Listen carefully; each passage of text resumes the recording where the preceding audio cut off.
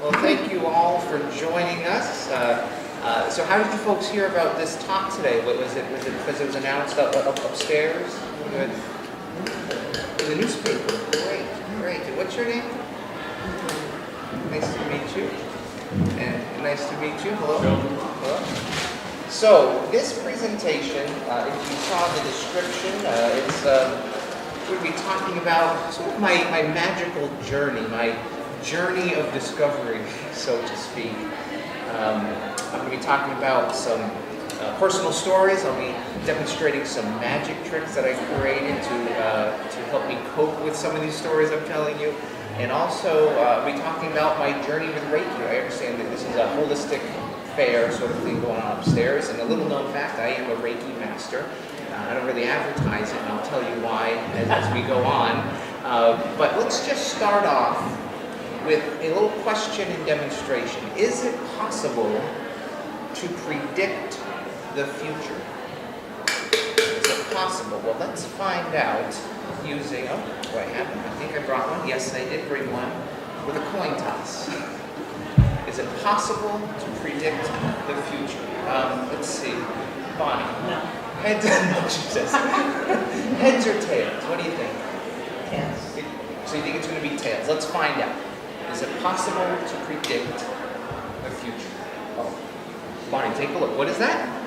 That's 50-50. It is 50-50. That's all that is. It's 50-50, but it is tails. It is tails.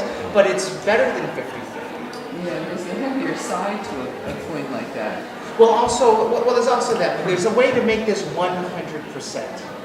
There's a way. You have to, what I call stack the deck in your favor. You have to have a coin with a tails on both sides. Oh, And a coin with heads on both sides. So it is possible to predict the future when you're prepared and can influence the outcome. But is it possible to predict the future if we don't have the luxury of such things? Is it possible to control the outcomes if we don't have any control? I'm an extensive journaler. I've been journaling since I was in middle school, and I journaled up until last night. So I was recently looking through some of my writings from 10 years ago, and I'm going to share with you a quick excerpt from something I called it Chapter 2. I don't know if it was supposed to be part of a book. I don't really remember. I don't even remember writing this, but this is what I wrote. I don't anger easily, but what angers me is that we, our bodies, who we are, humans, don't have very good communication with our souls. We have communication, though. We do have communication, though, just not the kind that I would like. And that is what I struggle with. I do get clues, though. Sometimes in my dreams, I hear my soul talking to other souls. My soul and the other souls think that I'm not dreaming, but sometimes I realize that I am dreaming, and it is in those moments that I pay very close attention to what they're saying so that I can figure out what's going on. They always catch on, though, and they start talking gibberish, so I can't understand them. They're sneaky. Those souls are sneaky. They don't want me to ruin their plans. It's a conspiracy, I tell you. A conspiracy. And lastly, I go on to say that I sometimes think that my soul is really mad at me. When my soul finally gets done with me, when the mission is complete, my soul will probably, in its own way, go home and complain to all of its soulmates and say, "Did you see that guy? He was a real piece of work. He couldn't just let go. He just had to know everything. He almost ruined our plans. Did you see him eavesdropping on our conversations?" So that was a piece of writing from 10 years ago. A little insight into what I think about. Is it possible to know why we're here? Is it possible to predict the future, even if we don't have double heads and double tail coins, even if we have a genuine, please verify, this is a genuine heads on one side and tails on the other side. Is it possible to predict the future? Now just think about what your answer might be. We'll get back to that. For now, I'm going to take a little bit of a risk. want to commit to writing. I'm going to write something down, and I think it's going to be Susanna. I think this is going to be for you, Susanna. I'm going to write down something. I want to make sure you don't see what it is. I'm going to show you so you can verify I did write something down, just don't say what it is. This is what I'm committing to. Now this is a risk. I'm taking a risk right now. I'm putting myself out there. I wrote down the name of a playing card from a deck of cards. And I'm hoping it's the card that you're just going to say in just a moment. Alright? So if you could just think of any random card. A lot of people think of maybe the Ace of Spades or Queen of Hearts. Those are the emotional cards, the card of death, the card of love. You could think of an emotional card, but you might think of a completely random card. Are you thinking of a random card? I don't know. You don't know yet? Okay, take your time. No, I know what I'm thinking of. I just don't know how you classify it. Oh, okay. So what card are you thinking? It's okay if you say. I'm thinking of the Ace of Hearts. The Ace of Hearts. This is a risk. Very risky, and I failed. I wrote down the Three of Clubs. Oh, okay. Yeah, no, it was a risk. No magic trick. Oh, thank you. But there is a reason that I choose to do this demonstration at this point. It's because, well, frankly, this demonstration has never worked. I've never once done this risk, and they say Three of Clubs. That's never happened. So why would I do this? And the reason is this. It's because it's beyond magic tricks. I've been doing magic tricks my whole life. It was my first hobby when I was a kid. It was my first part-time job in high school. I've been doing tricks and jokes my whole life. But it's about something more. It's not about always winning. We can't always succeed at things. Sometimes things don't work out. Sometimes we have to stay open to the backup plans. And sometimes we don't see those backup plans right away. Sometimes we just give it a little time. Kind of like I'm doing right now. But I think I have the backup plan. You said the Ace of Hearts, right? Yes. Inside this deck of cards, I have the Ace of Hearts. Along with the rest of them. It's not the trick. Here's the trick. You see, the Ace of Hearts is a very special card because it's the only one face down inside the deck. And it would not be a very good trick if it was not Susanna's Ace of Hearts. Give her a nice big hand. And that's the absolute first thing that came That was the first thing that came to mind. Yes, as soon as you asked me to what is in your mind, I already knew. You already knew. Yeah, that's amazing. Well, that was amazing of you. Thank you very much. I appreciate that. Thank you. So it's possible to risk, and it's possible to put yourself out there and fail. I'm gonna read you a little excerpt from my book, Journey of Discovery, available now on Amazon. It's a true story of what I call my journey of discovery. Time in my life when I had put myself way out there and I had failed and I was in a place of struggle. I was struggling with this. So this is where the story picks up. It picks up from the beginning of a failure. The following story is true. I share it exactly as I experienced it, but keep in mind that if you were there with me, you may have experienced something completely different. Late one night, I stood on the railroad crossing of a dark, winding road, and a tree spoke to me. Now, a tree had never spoken to me before, so I listened closely to what it had to say. The tree said, and I quote, "You are on a journey of discovery." Now, I didn't know what the tree meant, so I asked, "What am I supposed to discover? Where am I to journey to?" And the tree simply replied, "The answers only make more questions." It's a true story. And that's the day that I began, in earnest, my journey of discovery. And that journey led me to do some pretty crazy things. Again, this was at the beginning of a dark time in my life when I had tried and failed, and now these trees are talking to me. I thought I was going crazy or on drugs or something. I didn't know what was going on. But ultimately what I ended up doing was I decided to get rid of all of my possessions. You know, in the Bible it talks about give away all your things, come follow me. I was like, okay, so I sold what I could, gave away what I couldn't sell. I got rid of my car, quit my job, and hopped on my bicycle and headed for California. Just to be clear, I didn't live anywhere near California at the time. I lived in Massachusetts. Oh. So, now, I didn't, here's the thing, I didn't make it far before I decided to turn around and go back home.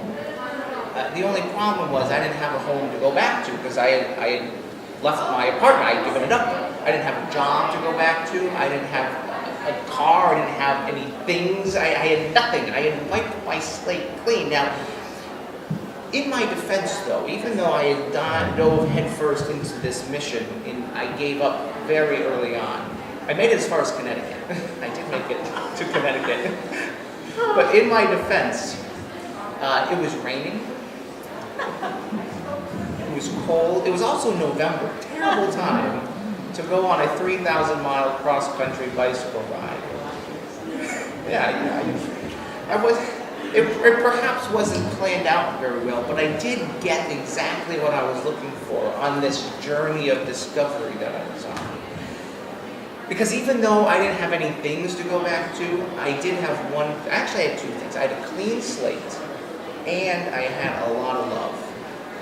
You see, I was now in a place where I was in this place of darkness. I was struggling, and I couldn't take care of myself while also supporting myself. So getting rid of all the distractions of life and being welcomed in by very loving friends who let me sleep on their living room floor for 6 months while I figured things out. I was able to truly take care of myself without having the burden of having to support myself. And I came out on the other side a much, much different person. Now, during this time, I was searching for answers. I was searching for anything to enlighten me and figure out what it is I'm supposed to discover, find out the answers. Okay, why am I failing? Why, if life isn't what I thought it was, what is life? And on one particular day, I remember it was Easter Sunday.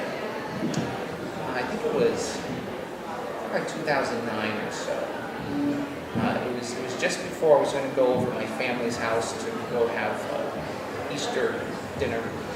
And I decided to go on a hike first. So I went to go on this hike. I parked at this parking lot near this nature walk area. And I was so tired though that I never got out of the car. I just slept. I just took this really long nap.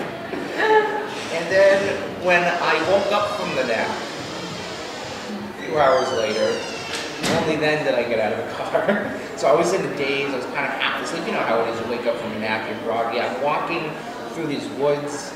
I find this lake. Maybe it's a big pond, I don't know, it was water. I just sat down by this water. I was in this place again, experiencing grief, experiencing darkness, talking to trees. I don't have anything anymore, I just have a lot of love. And I'm sitting there at this lake, kind of, I don't know, meditating, maybe it's prayer. I was talking to God. And it was there, well, in this space, everything became so large. Everything was so big. There was this bumblebee, and it looked like the size of a fist. There were these dragonflies flying around. They looked like real live dragons. And I swear, I wasn't drinking, I wasn't smoking. This is, just to be clear, clean slate. And I remember looking at the reflection of the trees and the sun on this water, and all of a sudden, the only way I can explain this, I don't know how else to put this into words. This is the best description I've had. It's that God came down and hugged me. That's what it felt like. And in that moment, I was like, wow, I've never been enlightened before, but I think in this moment I am. It goes away very quickly.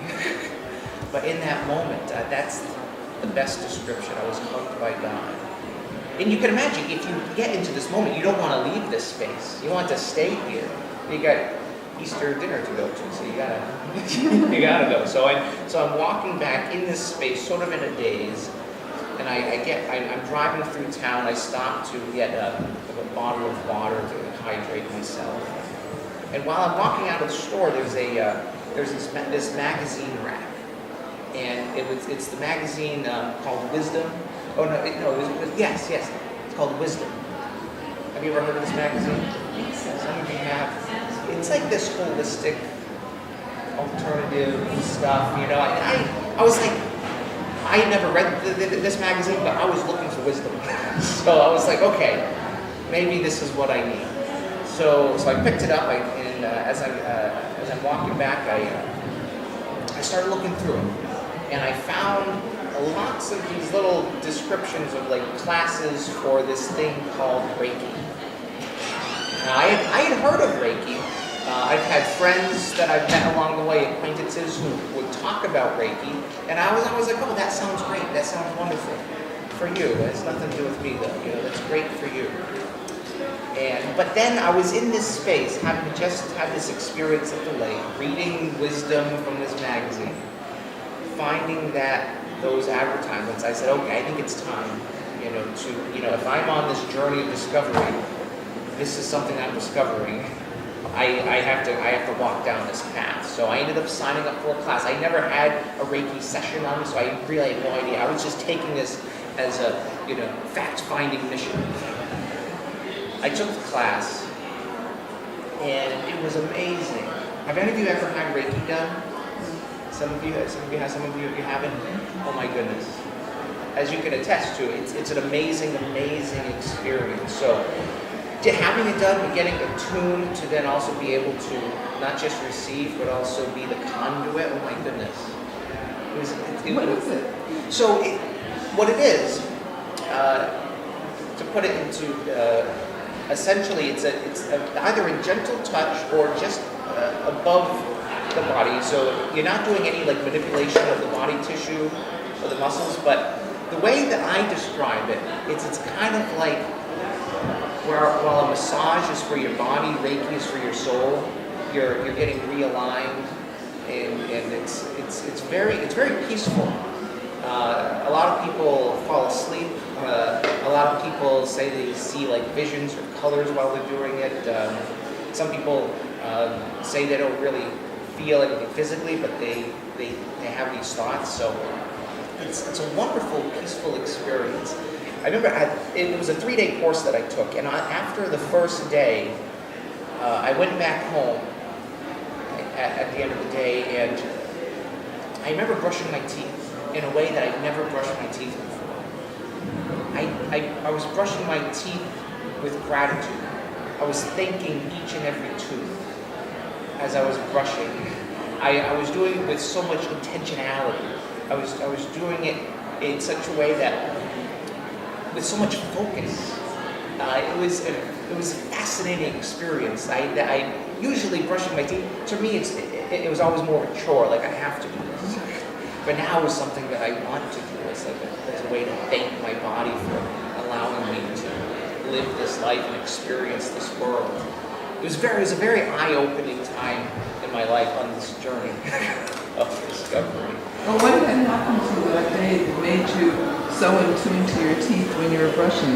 Because you had a class, right? Yeah, so it was the first day of class, and so what they did was they had attuned us to the Reiki energy, to the Reiki alignment. So we were attuned to it. We received some treatments where you just sit in that space, you get realigned, as I call it again, a soul hug, and I was just put into this like altered, very heightened awareness that's what it was for me. As I understand, everyone experiences something different. Like you've had Reiki done? Lots of You've had lots Reiki of done? done, Yeah. including Reiki. What has been your experience?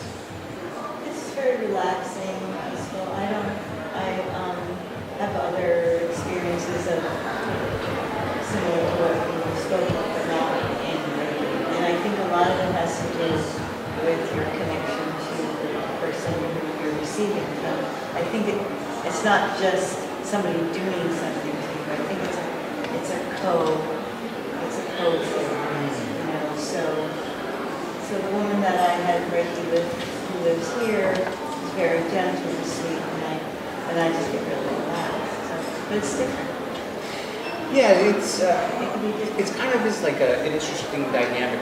Yeah, I've never really thought of it like that, but yeah, it is kind of it is a relationship, right? How about you? How was your experience with Reiki? Healings.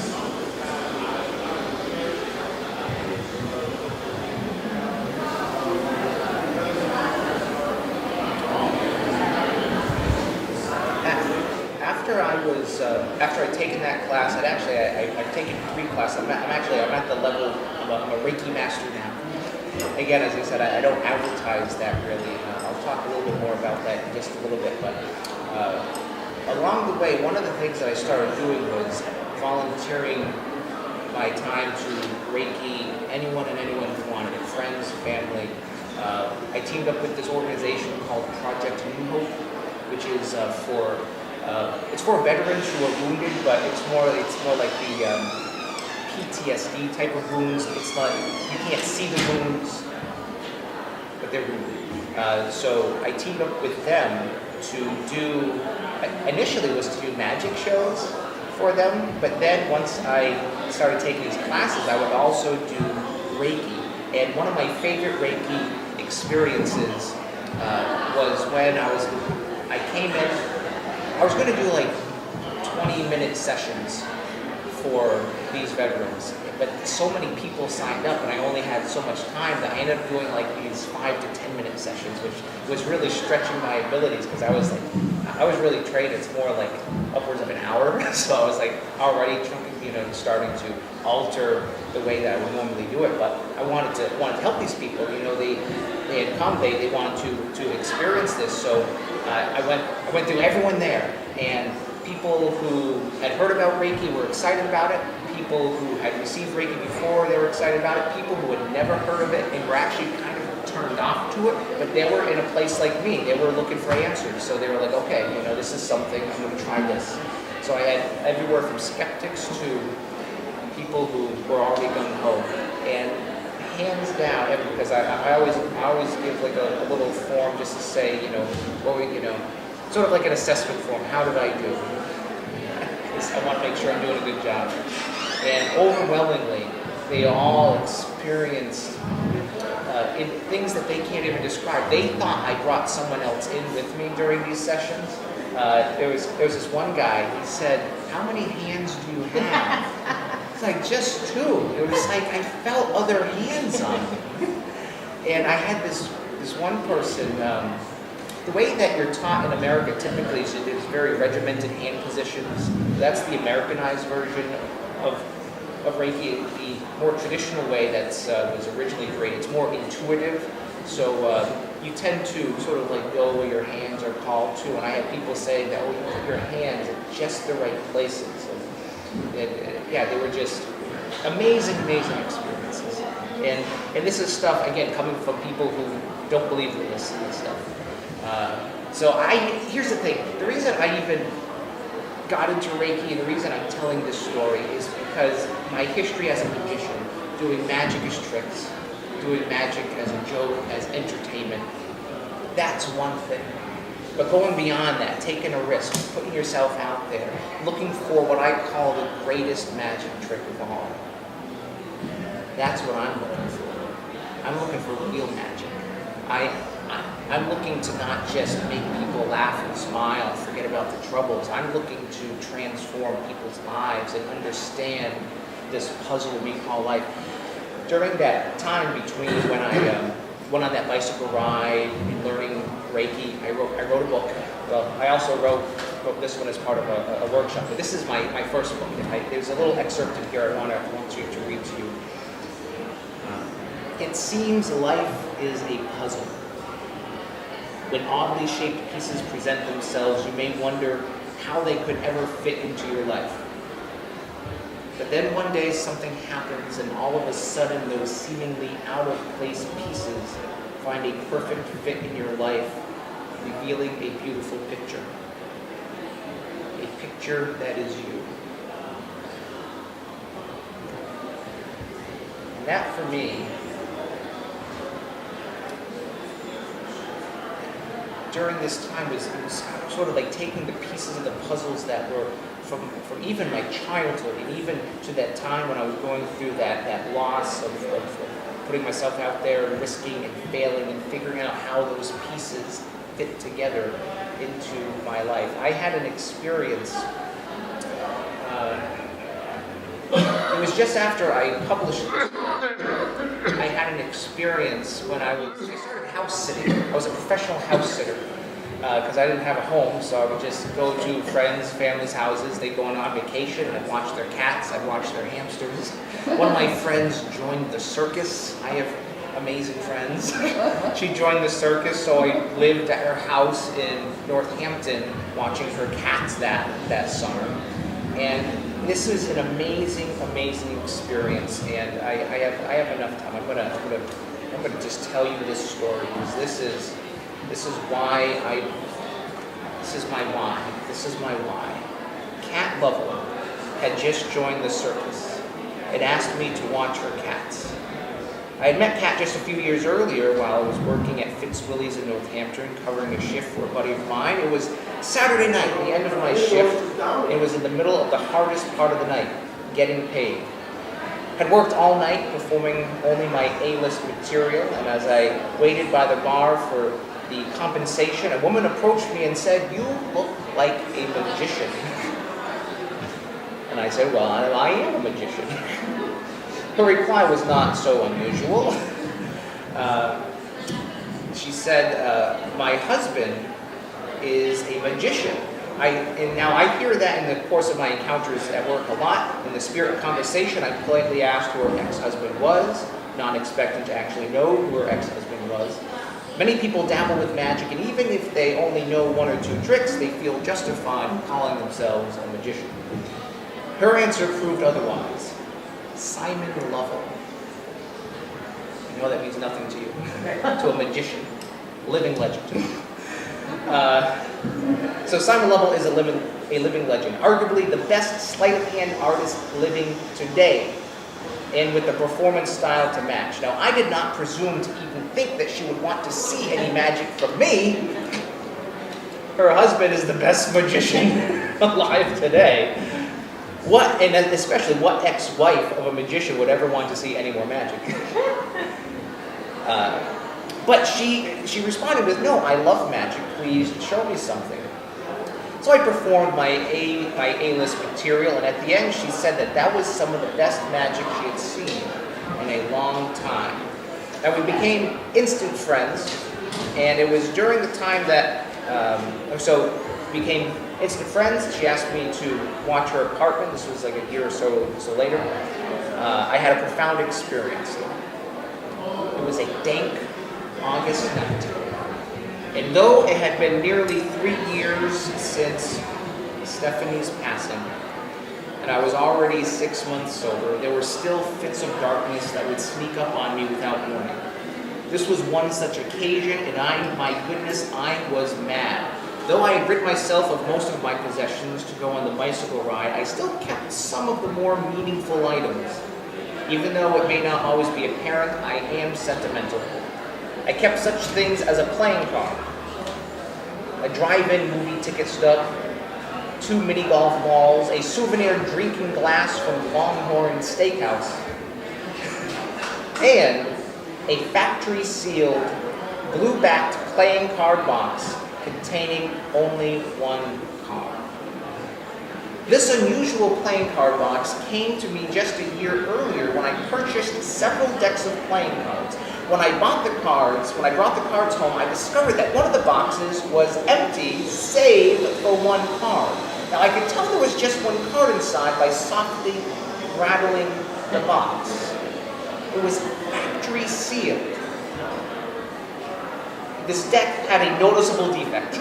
I considered returning the deck to the store. After all, I paid for a full deck of cards and not an almost empty box, but I decided to keep it purely for the novelty of it. I also liked to think that I knew what card was inside. Of course, there would be no way to truly know without first opening it. But where's the fun in that? Faith resides not in knowing, but rather in taking comfort in the hope that it is, regardless of the lack of empirical evidence. So I took comfort in believing that the sole card inside the factory sealed box was the 3 of clubs. Because believing so meant that Stephanie was still with me. The week before Stephanie passed, I did a card trick for her, and she had a free choice of what card to use. After carefully looking through all the cards, she chose the 3 of clubs. She explained that she chose this card because it is the luckiest. Lucky number 3, when joined with the lucky shamrock, became Stephanie's favorite card. I then gave her a marker and I asked her to write something on the card.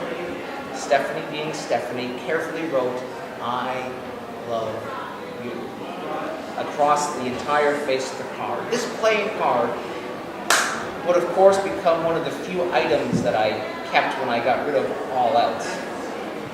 As life goes, the card was lost and then found in a most magical way. Moral of the story is this. This is why I believe, without knowing, that the sole card in the factory sealed blue box was the 3 of clubs. For how could it be any other way? If life has even a sliver of meaning, then the card must be Stephanie's.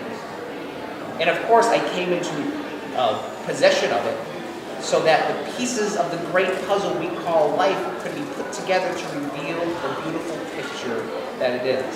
Yes, it must be the 3 of clubs. But of course, I would not open the box. I did not want to tempt my fate. For if the card should not be the 3 of clubs, then I would be wrong about life and all meaning would be thrown out the window. No, I didn't need to open the box to know that life was more meaningful than even my own imagination could dream of. I knew without seeing. So I kept the blue sealed box as a physical representation of this hard-fought faith. This faith that I had given up everything to achieve. This faith that I had abandoned my past for, such that I could fully accept who I am to become. Yes, I knew without seeing. I did not have to see with my eyes. For my eyes wide shut and my heart wide open, my soul had finally been free. Opening the box would only open the door to disappointment and pain. Pain that I did not even want to entertain.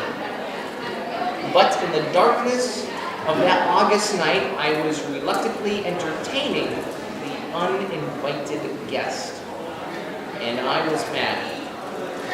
What little I had left, I began throwing away, piece by piece, throwing away the most valuable sentiments. Yes, even the factory-sealed box of playing cards containing only one card. It came into my hand, and the very thought of a meaningful life enraged me beyond the breaking point. I whipped it across the room. I stomped over to it, picked it up as hard as I could, threw it into the waste can. But then a moment of inspiration struck, and I realized that now more than ever was the best time to tempt fate. How perfect would this be? Atheists the world over will take delight in being right. Life is meaningless. Life has no purpose. There is no God. There is nothing after death, and our loved ones are simply gone. There is no rhyme or reason to why things happen. We are simply born, we suffer, and then die. Yes, it no longer mattered. Everything was now gone, along with my waning faith. How beautiful to finally seal the deal. I took the sealed blue box out of the garbage, and I tore it open. What I found struck me like Saul on the road to Damascus. Inside the sealed blue box was a lone red-backed playing card. A blue box. A red-backed card. I turned it over and learned that I must never second-guess my faith. It was the Three of Clubs. How could it be any other way? Calculate the odds of a box of playing cards being sold with only one card inside. Add to this the odds of this card being a red card inside a blue box. Added to the odds of me arriving at the proper store that had been delivered to and choosing the correct box of cards to purchase. I am not adequate enough at math. I presume few people are to calculate the astronomical odds. This is either the greatest coincidence in the world, or there must be more to life than what we can see with our eyes. Out of the darkness, I found my light, and that has made all the difference. It's a true story. Thank you. Not everyone does. I appreciate that. And I don't tell that story too often. Mostly because people don't believe me. And also, in a way, I think it's one of those just for you things, Things happen that other people, it's a message for you, not a message for everyone else. And I think we all have those things, those confirmations, those sort of affirmations that you're on the right path. These puzzle pieces are fitting together. Now, I did tell you folks that I also have some magic demonstrations for you folks. And one of the things that I most loved about this time is when I'm experiencing these things, I'm getting goosebumps just telling these stories. It's that I could now take these real life experiences and then bring them to life using magic tricks. And I'm going to show you folks my favorite card trick. Now, I mentioned earlier when we were talking to Susanna about the emotional cards, the Ace of Spades being the card of death, the Queen of Hearts being the card of love. Those are the emotional cards. So this is a trick that I created inspired by that experience that I just told you folks. And I use giant-sized cards because this is kind of a big deal. A big deal. Thank you. I also write absurd jokes. All right. And I also only use the Ace of Spades. Because if there's one thing that I've learned is that there's truly only one real promise in life. We're all going to die. No matter what we choose, our best laid plans, every path we make on this choose your own adventure, we're going to die. So we have a new arrival. And your name? BJ. BJ. BJ. Hi. Nice to see you, BJ. Nice to be seen. Oh, it is, isn't it? It is. So BJ, if you would, so we have the Ace of Spades, the Ace of Spades, the Ace of Spades, or the Ace of Spades. Ace of Spades. Yes, I see that. Which would you like to use? Gosh. Ace of Spades. The Ace of Spades. This one, that one, this one. Which one? That one. That one? That one. That one? You want to change your mind? Yes. Okay, which one would you like? One to the right. My right or your right? Your right. My right. So this one. Yes. All right. Now by the way, there's two ways to do what I'm about to do. I'm going to show you my favorite way, because this really drives home what I learned during this time. All right, so this is the one, right? Sure. Here's the idea. So often in life, this has been my experience, the choices we make are not our own choices.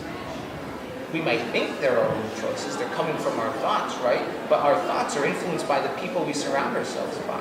So for me, I remember one of my choices was I went to school to become a music teacher, and I wanted to be a music teacher. And I was told that's what I wanted to do. I was like, no, yeah, I love music. I play the saxophone. Yeah, that makes sense. It wasn't really what I wanted to do. do. It was what I was being told that I wanted to do. I went down that path for a little while, then I realized this isn't for me. So I dropped out of school. Took 10 years off.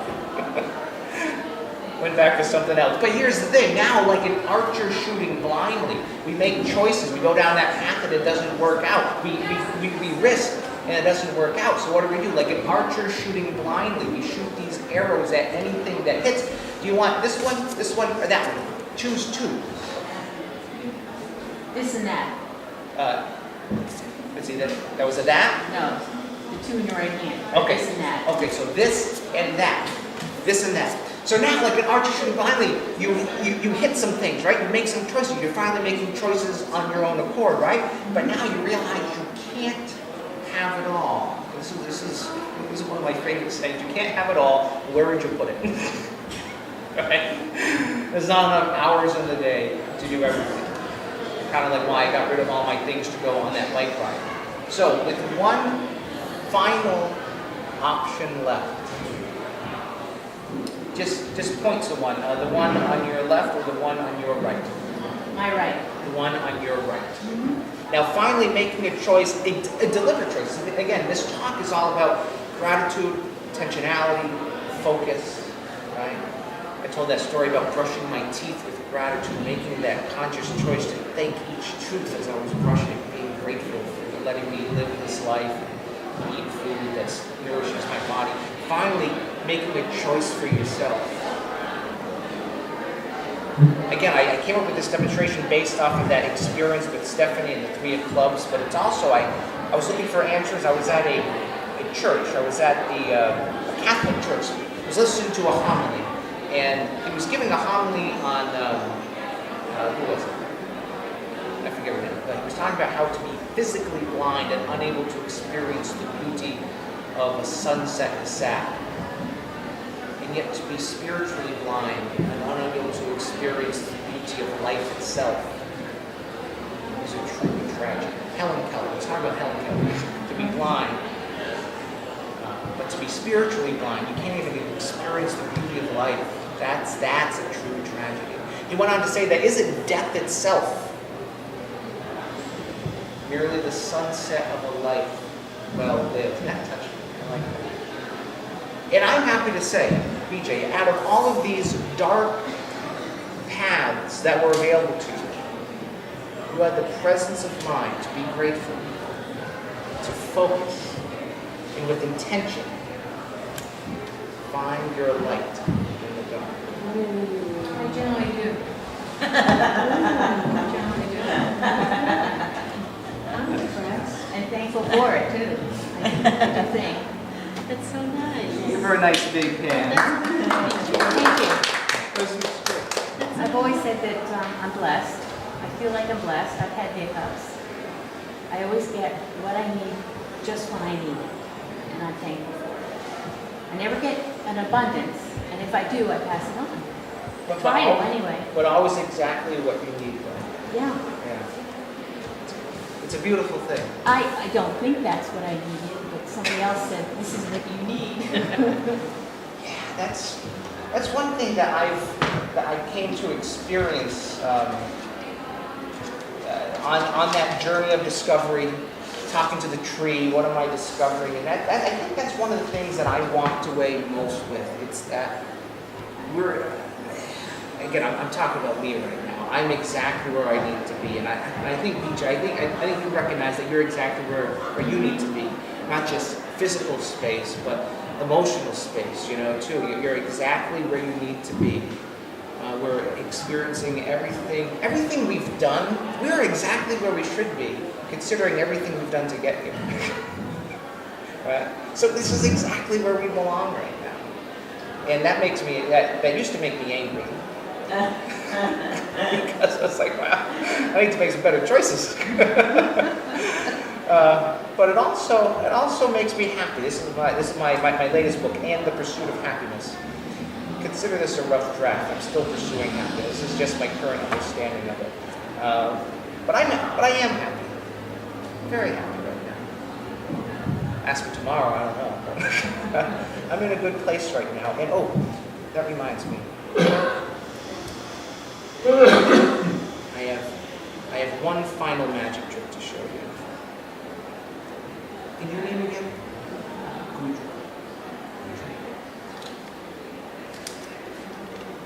This is my favorite trick. This is why I choose to end with this piece. Now, we've never met before, right? I'm so happy about this too. Don't worry, get that all. You may look at the dollar bill. Make sure that is a real dollar bill that you might find in your own purse, right? Real deal?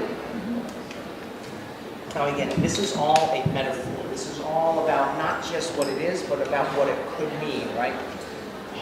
So this dollar bill represents where we are right now. This is right now. This is reality, right? This is us at the beginning of the rest of our lives. This is us at the beginning of our dreams.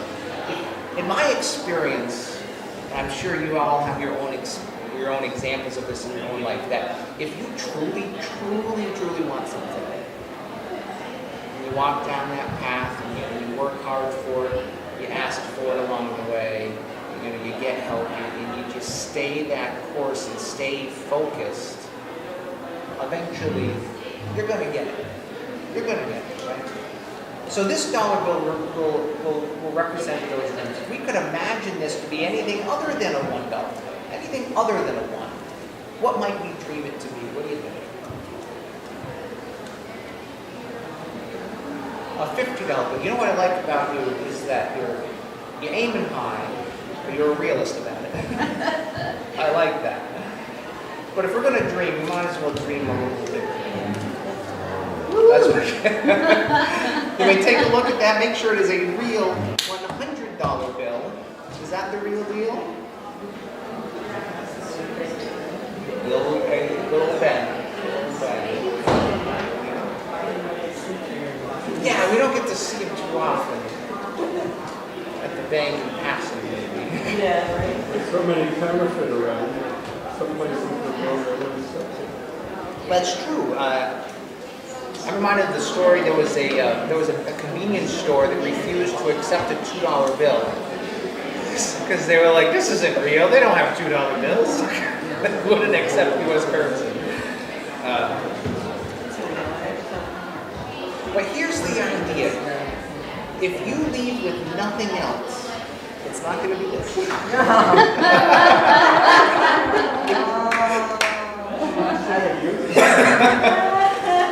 But this is the thought we're going to leave with. As real as this is only a dream.